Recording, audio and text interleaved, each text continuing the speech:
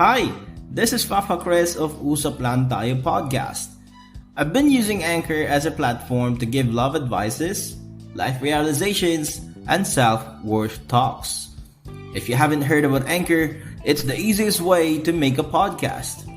Why? First of all, it is free. You heard it right, no membership, no fees at all. In addition to this, there is a creation tools that allows you to record and edit your podcast right from your computer or phone. Moreover, Anchor will distribute your podcast for you, so it can be heard on Spotify, Apple Podcast, and many more.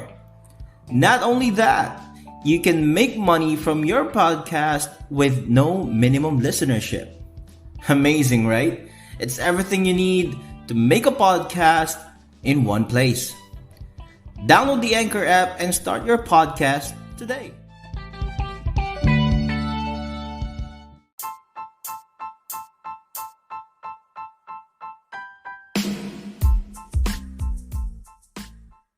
You know? What's up mga fre? It's your Papa Chris back again with another episode of Usap Lang Tayo. Light but real talks. Napakaangas naman noon. Light but real talks, no? Parang MP lang. No? Light pero may tama ka na mamaya. Sa mga nagtataka, bakit parang madalang ako mag-upload ng episode sa ating podcast? It's because si Papa Chris po ay may naasikasong bagong work. Kaya medyo busy itong mga nakaraang. But moving forward, I'm gonna make sure na tuloy-tuloy na natin yung regular upload ng episodes natin. Sa mga listeners, I hope you're having a good time. I hope you are safe. ECQ season 2 na, no? So, alagaan natin ang ating kalusugan kasi yan ay essential. Lugaw lang sa kalam. Tatawa talaga doon kay ate na nagsabing hindi daw essential ang lugaw, no? Paano pala kung yung nagpapabili ng lugaw yun lang yung kanyang pera, 'di ba? I mean, paano kung gutom na yung tao na o-order nung lugaw na yun, 'di ba?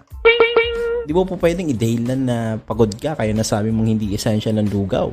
Diba? I mean, kahit sinong pagod mga fre, madi-distinguish yung pagkain at hindi, di ba? Paglaban natin ang pagkaing Pinoy. Lugaw for the win. Gutom tuloy ako. Dati kasi pag kumakain ako ng lugaw, may toko at itlog. Tapos yung lugaw, may laman. Di ba? Sarap. Gutom tuloy ako. So, good evening, good afternoon, or good morning. Dami ko sinabi, ngayon lang bumati, no? By the way, this is the season 2 of our podcast, mga fre. Grabe naman. So, patuloy lang kayong makinig sa podcast na to para di kayo masyadong, di kayo masyadong tanga sa pag-ibig. Kasi lakas ng mga tanga sa pag-ibig, eh. So, at least di na kayo gaanong kasyunga. So, Papa Chris, ano ba ang topic natin for this episode? No? Topic natin for this episode is how to tell if it's love or lust. Diba? Or basically, how to know if it's just lust. Paano ba nga ba malalaman kung init lang ng katawan ang habol niya sa'yo? Diba? I mean, paano mo malalaman kung ang habol niya lang sa'yo ay ang inyong or ang iyong lugaw? Mali. Kidding aside, paano mo malalaman kung pangkama ka lang or mahal ka lang niya sa kama? 'Di ba? Pasintabi po sa mga nakikinig or matatamaan because I'm gonna drop bombs in this episode. Bigyan ko kayo ng tips or ideas para malaman nyo if your partner is not really in love with you but in lust with you. To be honest, mga fre, it's really hard to differentiate sometimes if you are in love or lust. Bakit? Kasi both love and lust creates a connection with your partner that feels exciting, happy, blissful, and a fairy tale like feeling, diba? So before we get to break down the 5 signs that it is just lust, let's define the difference between those two muna. No? I mean, what is lust, Papa Chris? So ayon sa website na nabasa ko, lust is an intense physical attraction and you desire your partner due to a strong sexual connection. So that's lust. What about love, Papa Chris? So what is the difference of its love? Love is actually a attraction and affection that goes beyond what meets the eye. Sabi ni Katie Ann Vaccarelli from womenworking.com. Check out that website. Ang gaganda ng mga articles doon about relationships as well. So, I mean, these definitions are absolutely correct, mga fre. Diba? Ito mismo yung exact definitions. The thing is, this is kind of tricky. No? Kasi lust actually is, it's an essential lugaw. I mean, lust is actually essential. First stage ng love, kumbaga siya parang normal when it comes to love. I mean, in the first stage of love, diba? I mean, without the desire of wanting the person, we are unable to experience intimacy. That's absolutely correct. So, paano ko malalaman, Papa Chris, kung lust nga lang talaga ang meron kami ng partner ko? Okay. So, let's go straight to the topic. Pero bago ng lahat, I would like to say thank you for those people na nakikinig ng aking podcast for making this happen, na nakarating tayo ng Season 2. And of course, this episode is sponsored by Anchor, the easiest way to make a podcast. Shoutouts nga rin pala sa mga listeners ko. Baka naman may kakilala kayo na nakaka-experience ng gantong sitwasyon or who's having a hard time to answer this particular question, or for them to enlighten if they are in the situation. Pwede mo siyang itag or pwede mong i-share tong episode na to. Mapapakinggan mo to of course sa Spotify, and hopefully maayos ko na yung sa Apple Podcast para mapakinggan din siya sa Apple, of course sa Anchor, and on YouTube as well. Alright, so let's go straight to the topic, mga fre. What are the 5 signs that it is just lust, Papa Chris? Okay, so number one.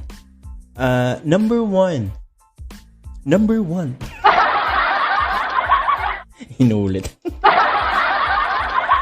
Okay, so number 1 sign that it is just lust, or what you have with your partner is just lust, is if you have more bedtime and less talk time. Dun pa lang alam mo na, 'di ba? I mean, when you have more bedtime than talk time, that could be a sign na what you have with your partner is just lust and not love, 'di ba? I mean, why do I say so? Lust is physical driven connection. And when we say physical driven connection, the main factor of you being so-called in love is because of physical appearance. Be it sexy, or malaki balakang, or maganda yung curve, or chubby, na maganda of course, or may abs, or guwapo, or maganda, or jutes, or ducks, or magaling mag-twerk, or magaling mag-tiktok ng shoot. Di kita titigilan, di kita. So those are the examples of physical driven connection, no? Another thing is that halimbawa paglalabas kayo, sabi niya kain lang tayo, pero ibang kainan na pala ang ginawa. KFC na finger licking. I mean, KFC, no? Pero na finger licking good ka na. I mean, nagiging leisure time na lang yung imbes na quality time na dapat ini-invest nyo sa relationship nyo. The quality time that is supposed to be invested in a relationship para tumagal or para mag-work in the long run, 'di ba? Nakakalimutan natin yung foundation na yun. Karamihan kasi sa atin ang iniisip kapag may karelasyon, only EUT. Which is very wrong, mga fre. Diba? I mean, yes, essential yan to make the relationship work. It's something na dilingid sa kaalaman ng karamihan. But the question there is, hanggang dun na lang ba yung relasyon nyo? Diba? I mean, is it all about dropping panties and moaning na sige pa? You have to ask yourself, mga fre, what is the main reason of you being in the relationship with this person? Diba? In the first place, you should have asked yourself, what is the main purpose of me being with this person? Is it to get married, or is it to get laid in bed na lang, or for pastime lang? Ganun. And if yes ang sagot mo sa tanong ko previously, then obviously it is just lust and not love. Diba? I mean, you're making love but not really in love with that person. It's like you love what that person has and not the person himself or herself. But things that you could have planned, talked about how your day went, or travel goals, spending quality time together, building foundation, and creating memories. Not creating moaning every 3 hours of the day. Diba? Kasi, alam mo yun, you spend more time doing the deed together instead of getting to know each other. That's lust, mga kaibigan. Diba? And if somehow you are okay in a relationship where lust is like the foundation of your relationship, diba? I'm telling you this. It might work in the beginning, but I'm pretty sure that it will not work in the long run. Okay? So that's number 1. More bedtime, less talk time. Of course, number 2. Ano ba yung number 2? Number 2, or sign number 2, that it is just lust if the sexual gratification is high. Ano ba yung sexual gratification? In other words, ito yung masyadong masidhi yung pagnanasa mo sa taong yun. Diba? It's like every time na magkasama kayo, you always want to have a 3 hours with that person, mga ganun. You always want to touch him or her, diba? You always think of having EUT with him or her. Kumbaga, your relationship with this person only revolves in a romance. Diba? Kasi ganito, pag lust, most of the time, it's all about the deeds, eh. You always spend time with each other, but nothing special about it. Diba? Like again, nagiging leisure time na lang yung relasyon. Nawawala na yung mismong foundation, yung mismong purpose ng relasyon. You see, many people are having these kind of relationships. But they have these thinking na in order for them to mature, in order for them to, know how good they are, they will base it dun sa dami ng naging jowa nila or sa dami ng naikama nila. Like, boys, aminin nyo na, ganyan kayo. Wait, Papa Chris, di ka ba naging ganyan? Of course, I was. I was, pero hindi na ngayon.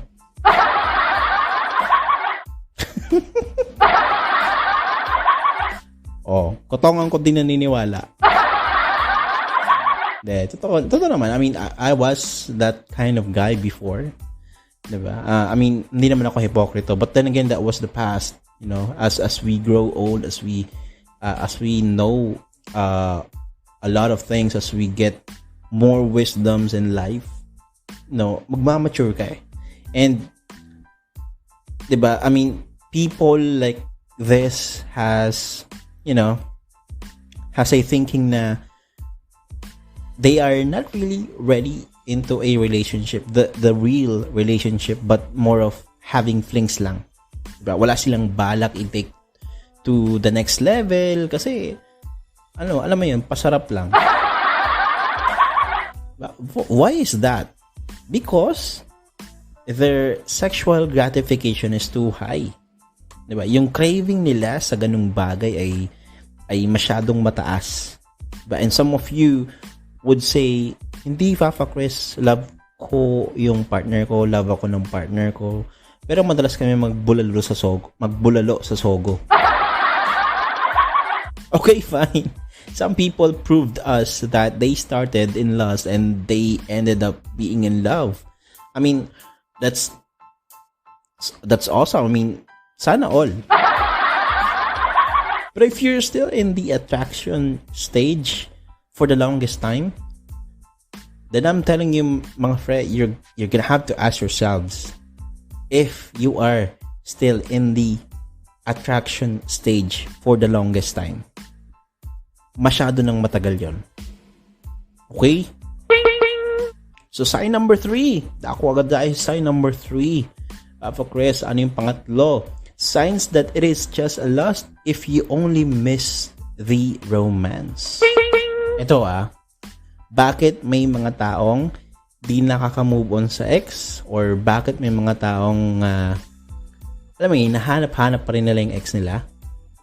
Ito, one of the factors also is that they miss the romance, they miss the romance that this person had with them.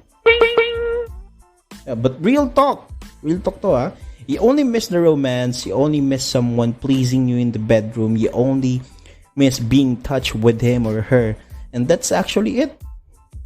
Diba? No more, no less. Why is that, Papa Chris? Bakit ba may mga ganun? Kasi ganito yan. Bakit mo namimiss yung mga intimate scenes nyo? It's because that is the only foundation or the main purpose of you being with that person.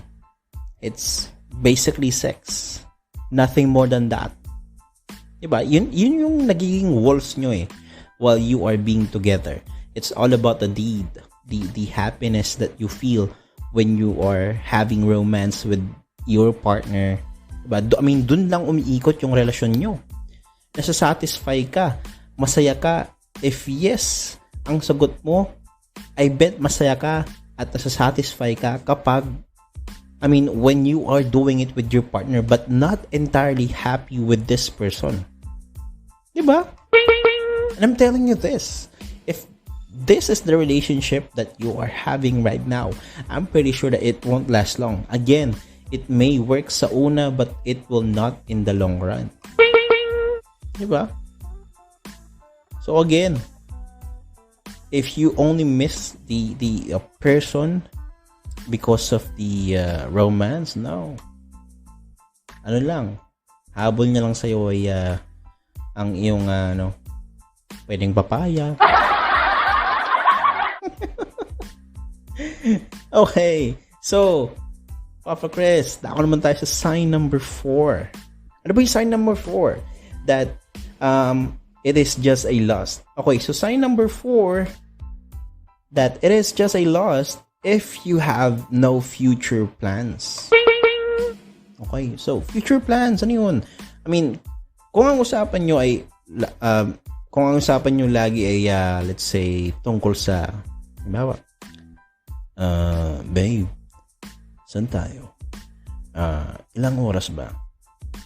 Sige, dala ka ng ganitong foods, ha? Gawin natin tong ganito, gawin natin tong ganyan. Gusto ko, 3 rounds. Diba? I mean, kapag ganun laging usapan nyo, it is a big sign na it is just a lust. I mean, obvious naman, diba?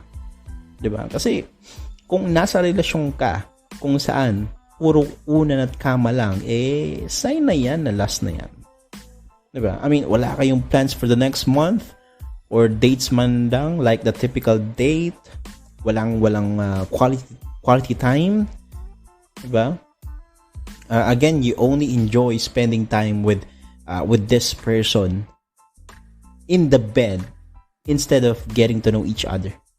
Diba? Kumbaga sa pagtatanim, gusto nyo tanim lang ng tanim, ng buto, pero you are not even watering it, adding some fertilizer to it. Wala ngang araw na sumisikat eh. So paano tutubo yung halaman? Like, how can that plant grow into a beautiful tree or a beautiful flower, perhaps? Diba? I mean, don't expect that this plant will grow into a beautiful flower if you lack of the necessary needs.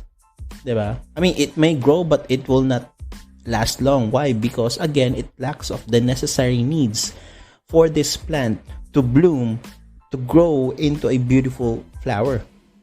Diba? Same as this one. Walang patutunguhan yung relasyon nyo if you are stuck in a attraction stage. Diba? That's actually an obvious answer to your question if you're having this question. Diba? Kasi doon na lang umiikot yun eh. Parang kulang na lang mag-book kayo ng hotel tapos good for 3 months, di ba? Sign number 5. Lastly, sign number 5 that it is just love, or I mean it is just lust rather, is that when you feel that you are not friends, you're just lovers.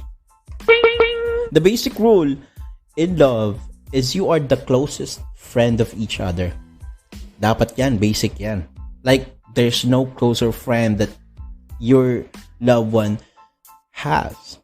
You share secrets, you laugh at some silly jokes, or nachichikahan kayo, sharing how your day went, thinking of surprising your partner with a gift, or treating him with or treating her with a gift rather. Diba? I mean, kumbaga, there's no tradition of couples who really are in love. Diba? Walang ganon. Diba? It's just merely sex, and after that, we're done.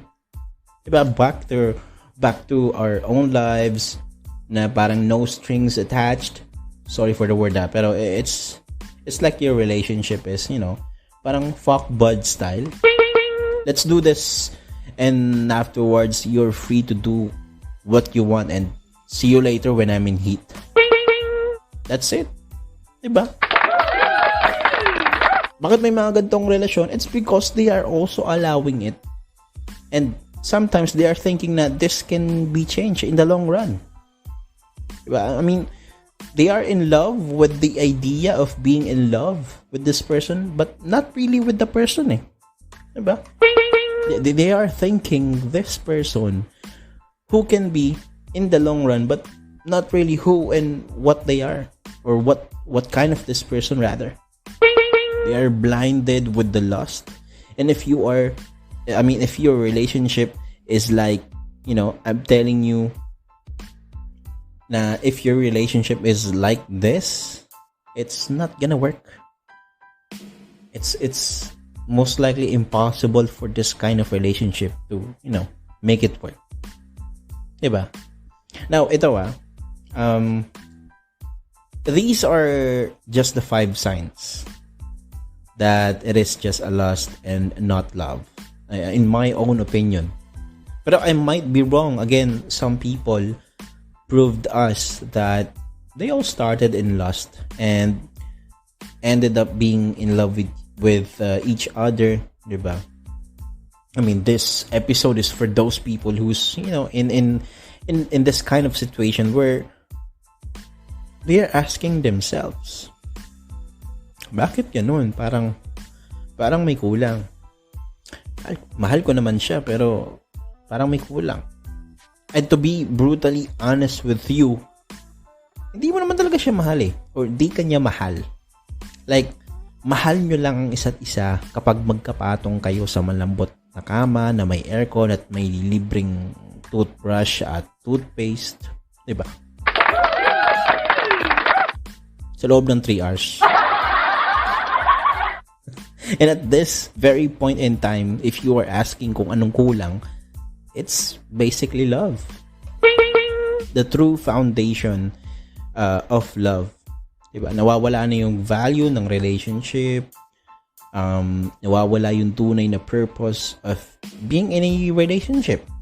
Diba? Nawawala na yung emotional, romantic, spiritual, and mental connection. Diba? I mean, you are not really in love with this person. You just love what this person is, and in the long run it will destroy you. Why? Because you are now asking what's wrong. When you are asking what's wrong and what's missing, this is an indication already that you are somehow falling in love and would like to take it to the next level, but you are unable to because you know that there is something missing and you are unaware of it because you are blinded by the lust. Diba? And that's the brutal truth, mga tol. Ito kung nakikinig ka man itong episode na to at nandito ko pa rin sa pinakadulo ng episode na to, let me give you a piece of advice. Kung mahal mo yung sarili mo, you know your value as an individual, and you know your worth, this is not the relationship where you want it to be.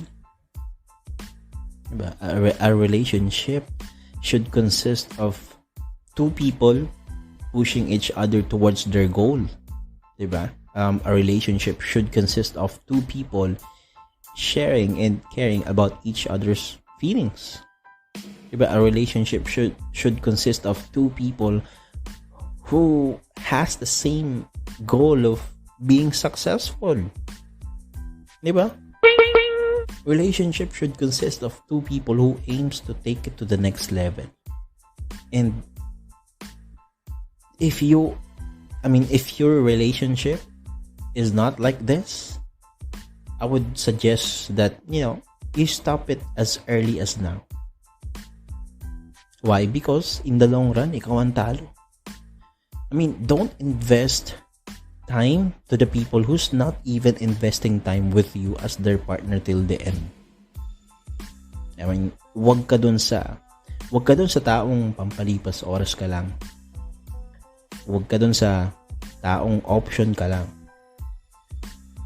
Wag ka dun sa taong option ka lang kapag nagiinit or kapag bored. Wag ka dun sa taong gusto ko lang dahil okay ka sa kama. And because I'm telling you this, you will not survive it. Have a sense of self-respect to yourself. Bigyan mo ng dignidad yung sarili mo. Bigyan mo ng oras yung sarili mo para mag-grow. Tama na yung wild nights. Tama na yung mga nako na sandali. This time, ikaw muna. You plant yourself into a loam soil for you to grow into a beautiful flower. Do not waste your time into something who will not make you a better version of yourself. Because this time, I'm telling you, you have to choose yourself. Kasi kung di ka niya pinipili, try mo din piliin yung sarili mo. Salamat sa pakikinig nitong episode natin. Hopefully nakatulong to sa'yo, and I hope that I was able to knock some sense out of you. Okay? Para sa mga susunod pa nating usapan or para updated kayo sa akin, please do follow me on my Facebook page. Search nyo lang, Usap Lang Tayo. Sa aking Instagram, Twitter, at TikTok. Search nyo lang the @ symbol and then the lowercase UL Talks. Okay? So, this has been Papa Chris of Usap Lang Tayo. Light but real talks. Till the next episode.